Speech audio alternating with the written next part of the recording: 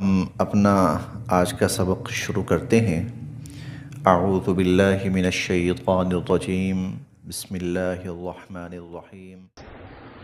لا اکراہ، لا نہیں، اکراہ جبر زبردستی، فی الدین دین قبول کرنے میں۔ لا اکراہ فی الدین، دین کے قبول کرنے میں کوئی جبر نہیں ہے، کوئی زبردستی نہیں ہے۔ فمن، بس جو، یکفر انکار کرے، بالطاغوت طاغوت کا، قد بے شک، قد بے شک، تبینہ خوب واضح ہو چکی، تبینہ خوب واضح ہو چکی، الرشد ہدایت، من الغی غی گمراہی، ہدایت گمراہی سے خوب واضح ہو چکی۔ فمن، پس جو، یکفر انکار کرے، بالطاغوت طاغوت کا،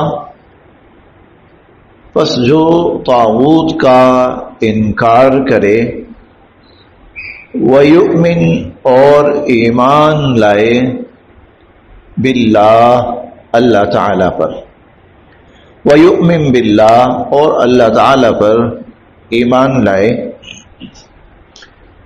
فقد تو بے شک، استمسکا اس نے مضبوطی سے تھام لیا، بالعروہ حلقہ سرکل، حلقہ، الوثقی مضبوط، فقد استمسک بالعروۃ الوثقی تو اس نے بڑا مضبوط حلقہ تھام لیا، بڑا مضبوط کڑا تھام لیا۔ فمن یکفر بالطاغوت، جو طاغوت کا انکار کرے، ویؤمن باللہ اور اللہ پر ایمان لائے، فقد استمسک بالعروۃ الوثقی تو اس نے بڑا مضبوط حلقہ تھام لیا، لا نہیں ہے، انفصام ٹوٹنے والا، لہا اس سے، لن انفصام لہا اور یہ حلقہ ٹوٹنے والا نہیں ہے، یہ سہارا ٹوٹنے والا نہیں ہے۔ واللہ اور اللہ تعالی، سمیع سب کچھ سننے والے ہیں، علیم سب کچھ جاننے والے ہیں۔ واللہ سمیع علیم اور اللہ تعالی سب کچھ سننے والے، سب کچھ جاننے والے ہیں۔ اس آیت کا تعلق پچھلی آیت سے بھی ہے، اور اس آیت کا تعلق ویسے جو قرآن کریم کا نزول ہو رہا تھا تو عمومی ماحول سے بھی ہے۔ پچھلی آیت سے تعلق یہ ہے کہ اللہ رب العزت کی ذات کا بہت خوبصورت، بہت پیارا، بہت جامع تعارف وہ انسانوں کے سامنے پیش کر دیا گیا ہے، اور یہ جتنی صفات ہیں ان پر صرف اور صرف ایک اللہ رب العزت کی ذات ہی ہے کہ یہ صفات اللہ کی ذات پہ پوری آتی ہیں، اور اللہ کے سوا کوئی ان صفات کا حامل نہیں ہے۔ تو جب ایسی ذات ہے تو اس پر ایمان رکھنا چاہیے، ایسی ذات پر ایمان رکھنا چاہیے، اور ایسی ذات کے علاوہ اور کسی کی خدائی کو بھی تسلیم نہیں کرنا چاہیے، بلکہ اس کے علاوہ سب کی خدائی کا انکار کرنا چاہیے۔ تو یہ تو ہوا پچھلی آیت سے اگر تعلق ہو، اور اگر تعلق عمومی قرآن کریم کے ماحول سے ہو تو مطلب یہ ہوگا کہ اللہ رب العزت نے ہدایت کو اتنا کھول کر بیان فرما دیا ہے، واقعات سے، مثالوں سے اور مختلف اصطلاحات سے، کہ ہدایت اور گمراہی بالکل کھل کر سامنے آ گئی۔ کسی انسان کے لیے اب کوئی شک و شبہ نہیں رہا ہے، ہدایت اتنی اللہ رب العزت نے واضح کر دی۔ اس کا اندازہ اس بات سے لگائیں کہ آج بھی اگر کوئی غیر مسلم بشرطے کہ وہ متعصب نہ ہو، اگر وہ قرآن پڑھنا شروع کرتا ہے تو وہ ایمان لے آتا ہے، مسلمان ہو جاتا ہے۔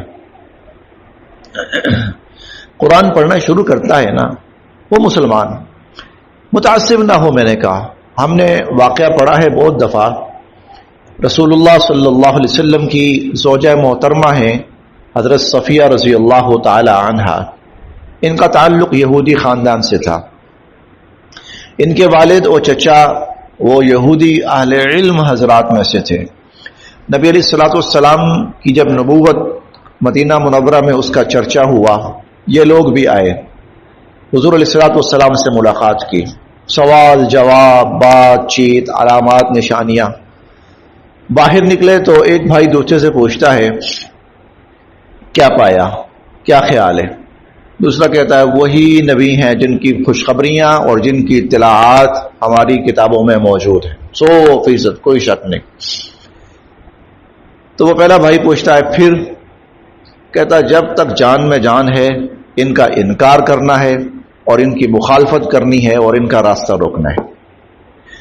یہ متعصب ہو یا ابو جہل جیسا متعصب ہو تو اس کے سامنے تو اللہ کی ذات خود بھی آ جائے تو وہ شاید نہ مانے، لیکن اللہ رب العزت نے قرآن کو اتنا واضح کر دیا ہے کہ ہدایت اور گمراہی کے اندر اب بڑا واضح، ہدایت کیا ہے گمراہی کیا ہے قرآن پڑھنے والا سمجھ جاتا ہے۔ اس لیے اللہ تعالیٰ فرما رہے ہیں کہ جب ہدایت اور گمراہی واضح ہے تو کسی کو مجبور نہیں کرنا کہ وہ اسلام قبول کرے۔ لا اکراہ فی الدین، لا اکراہ فی الدین، اسلام قبول کرنے کے لیے کسی پر جبر یا کسی پر زبردستی یا کسی پر سختی نہیں کرنی۔ ہاں جب انسان اسلام میں آ جاتا ہے تو پھر ظاہر ہے کہ اس کو اسلام کے اصولوں کو ماننا پڑے گا اور تسلیم کرنا پڑے گا۔ سمپلی آپ یوں کہہ سکتے ہیں کوئی شخص پاکستان میں نہیں رہنا چاہتا تو آپ اسے پاکستان میں رکھنے پر مجبور نہیں کر سکتے۔ ٹھیک ہے بھائی، آپ کہیں جانا چاہتے ہیں، باہر جانا چاہتے ہیں، چلے جائیں۔ پاکستان کا آئین کسی شخص کو مجبور نہیں کرتا کہ وہ پاکستان کے اندر رہے۔ کوئی جانا چاہتا ٹھیک جا سکتا ہے، لیکن جو شخص پاکستان کے اندر رہے گا پاکستان کا آئین اس کو پابند کرتا ہے کہ تم نے آئین کی پابندی کرنی ہے۔ ہمارے ہاں آئین کی پابندی میں کمی ہے تو وہ ایک ہمارا پرسنلی قصور ہے، ذاتی قصور ہے ہمارا، ہماری اپنی خامی ہے، ورنہ کسی بھی ملک کا جو آئین ہوتا ہے وہ پابند کرتا ہے کہ تم نے اس ملک کے آئین کے تحت چلنا ہے۔ پھر اسلام قبول کرنے کے بعد آدمی کو اسلام کے احکامات پہ چلنا پڑے گا، تو ماننا پڑے گا، وہ تو فطری چیز ہے۔ لیکن کوئی شخص اسلام قبول نہ کرنا چاہے تو اس کو بزور بازو، بزور اسلحہ، بزور طاقت مجبور نہیں کیا جا سکتا کہ نہیں اسلام قبول کر لو ورنہ تمہیں جان سے مار دیا جائے گا۔ تو لا اکراہ فی الدین، اسلام کے قبول کرنے میں، اسلام کو قبول کرنے میں کوئی زبردستی نہیں ہے، کوئی جبر نہیں ہے۔ قد تبین الرشد من الغی، ہدایت اور گمراہی بالکل واضح ہو چکی ہیں۔ فمن یکفر بالطاغوت، جو شخص انکار کرے طاغوت کا، ہمارے ہاں پیچھے کچھ عرصہ یہ لفظ بڑا مشہور ہوا، طاغوت طاغوت طاغوت۔ طاغوت کسے کہتے ہیں؟ اللہ رب العزت کی ذات کے سوا ہر وہ طاقت جو اپنی اطاعت اور فرما برداری کا اعلان کرے اور انسانوں کو مجبور کرے کہ اللہ کو چھوڑ کر میری اطاعت اور فرما برداری کرو، وہ طاغوت ہے۔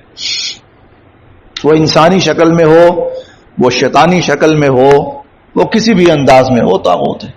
سمپل آسان الفاظ میں اللہ رب العزت کی ذات کے سوا جو کوئی بھی شخص ہو، کوئی جماعت ہو، کوئی آئین ہو جو انسانوں کو مجبور کرے کہ اللہ کو چھوڑ کر، یا دعوت دے کہ اللہ کو چھوڑ کر ہماری اطاعت اور فرما برداری کی جائے، وہ طاغوت ہے۔